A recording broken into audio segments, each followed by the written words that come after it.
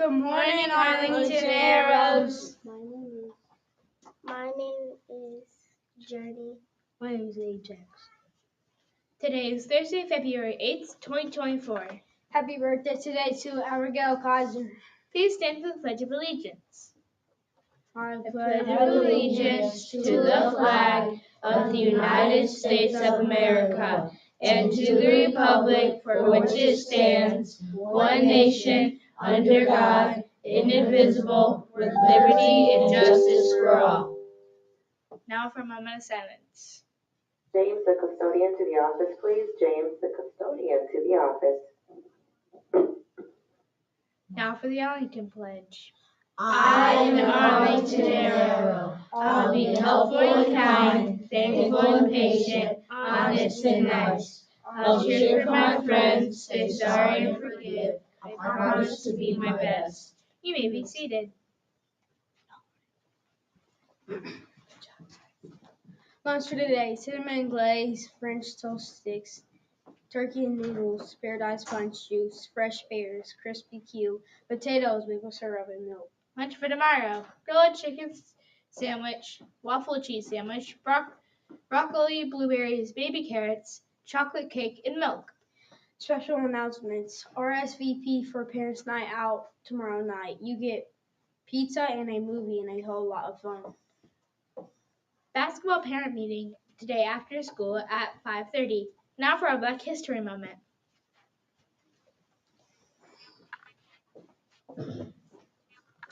Frederick Douglass was born into slavery in or around 1818 in Talbot County, Maryland. Douglass himself was never sure of his exact birthday. His mother was an enslaved black woman and his father was a white and of European descent. He was actually born Frederick Bailey, his mother's name, and took the name Douglass only after he escaped. His full name at birth was Frederick Augustus Washington Bailey. After he was separated from his mother as an infant, Douglass lived for a time with his maternal grandmother, Betty Bailey. However, at age of 6, he was moved away from her to live and work on the White House plantation in Maryland. From there, Douglass was given to Laquita Ould, whose husband Thomas sent him to work with his brother Hugh in Baltimore. Douglass credits Hugh's wife Sophie with the first teaching him the alphabet. With that foundation, Douglass then taught himself to read and write. By the time he was hired out to work under William Freeland, he was teaching other enslaved people to read using the Bible, which was the only book slaves would get. As word spread of his efforts to educate fellow enslaved people, Thomas Ould took him back and transferred him to Edward Covey, a farmer who was known for his brutal treatment of the enslaved people in his charge. Roughly 16 at this time, Douglass was vaguely whooped by Covey. After several failed attempts at escape, Douglass finally left Covey's farm in 1838, first boarding a train to Havre de Grace, Maryland.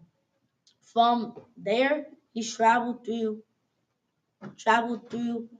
Delaware, another slave state, before arriving in New York and the safe house of abolitionist Dave Ruggles. Once settled in New York, he sent for Annie Murray, a free black woman from Baltimore. He met while in captivity with the Oulds.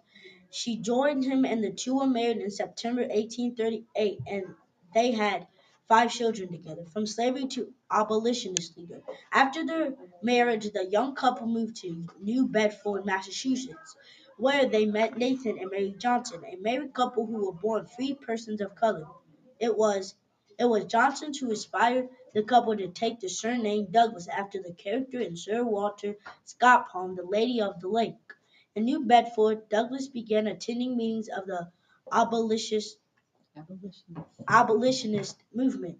During these meetings, he was exposed to the writings of abolitionist and journalist William Lloyd Garrison. The two men eventually met when both were asked to speak at an abolitionist meeting, during which Douglass shared his story of slavery and escape. It was Garrison who encouraged Douglass to become a speaker and leader in the abolitionist movement. By 1843, Douglass had become part of the American Anti-Slavery Association's 100 Convention Project, a 6-month tour through the United States. Douglass was physically assaulted several times during the tour by those opposed to the abolitionist movement. In one particular brutal attack in Pendleton, Indiana, Douglass' hand was broken. The injuries never fully healed, and he never regained full use of his hand. Frederick Douglass during the Civil War. During the brutal conflict that divided the still young United States, Douglass continued to speak and work tirelessly for the end of slavery and the right of newly freed Black Americans to vote. Although he supported President Abraham Lincoln in the early years of the Civil War, Douglass fell into disagreement with the politician after the Emancipation Proclamation of 1863, which effectively ended the practice of slavery. Douglass was disappointed that Lincoln didn't use the proclamation to grant formerly enslaved people the right to vote, particularly after they had fought bravely alongside soldiers of the Union Army. It is said, though, that Douglass and Lincoln later reconciled, and following Lincoln's assassination in 1865 and the passage of the 13th Amendment, 14th Amendment, and 15th Amendment to the U.S. Constitution, which respectively outlawed slavery, granted formerly enslaved people citizenship and equal protection under the law, and protected all citizens from racial discrimination in voting. Douglass was asked to speak at the dedication of the Emancipation Memorial in Washington, D.C.'s Lincoln Park in 1876. In the post-war Reconstruction era, Douglass served in many official positions in government, including as an ambassador to the Dominican Republic, thereby becoming the first Black man to hold high office. He also continued speaking and advocating for African American and women's rights. Frederick Douglass' later life and death. In 1877, Douglass met with Thomas Uhl, the man who once owned him. The two reportedly reconciled. Douglass's wife Anna died in 1882, and he married white activist Helen Pitts in 1884. In 1888, he became the first African American to receive a vote for President of the United States during the Republican National Conventions. Ultimately, though Benjamin Harrison received the party nomination, Douglass remained an active speaker, writer, and activist until his death in 1895. He died after suffering a heart attack at his home. Introducing Mrs. Hoffman. Hey Arrows, just one quick reminder, Parents' Night Out is Friday. We'd love to have you here for movie and pizza and other activities. So make sure if you have this form filled out by your parents and money attached, you get it down to the office by Friday, end of day. That's how you get the discounted rate. Have a great day, everyone.